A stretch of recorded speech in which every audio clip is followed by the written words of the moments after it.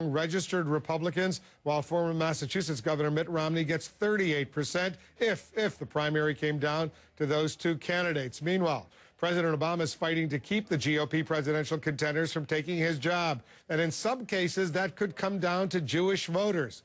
Here's CNN White House correspondent Dan Lothian. Well, Wolf, Jewish voters make up about 2% of the electorate. President Obama won the majority of that vote, 78%, back in 2008. Historically, Jewish voters have supported Democrats, but in the race to 2012, Republicans sense an opportunity, even as the Obama campaign leans on the president's record to hang on to its base. The volume of this narrative is getting louder. Is President Obama losing support among Jewish voters? Not surprisingly, the answer is no in one corner.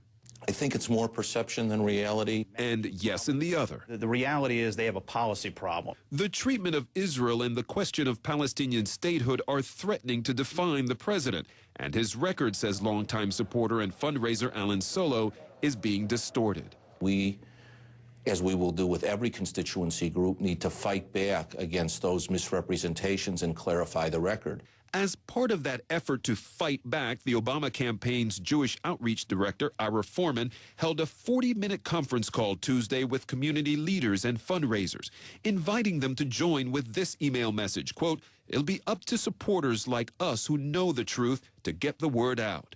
Those who need to bone up on the facts are directed to the campaign website, a mix of testimonials and policy achievements.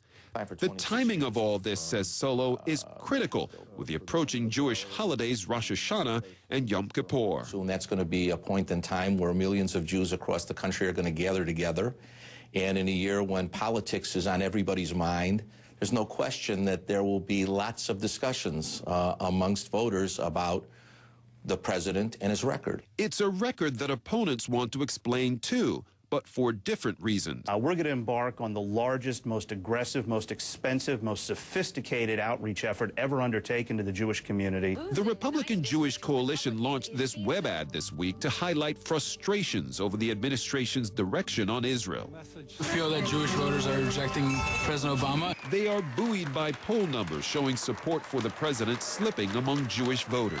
The key battleground states in places like Florida, in places like Ohio, in places like Pennsylvania, it could mean the difference between winning and losing. Solo doesn't put much stock in poll numbers this far out from Election Day. While he thinks there will be some ups and downs, he believes that the percentage of the Jewish vote that President Obama will get in 2012 will be similar to what he received in 2008. Wolf? Dan Lothian, thank you. Jack Cafferty's here with the Cafferty File. Jack. Question is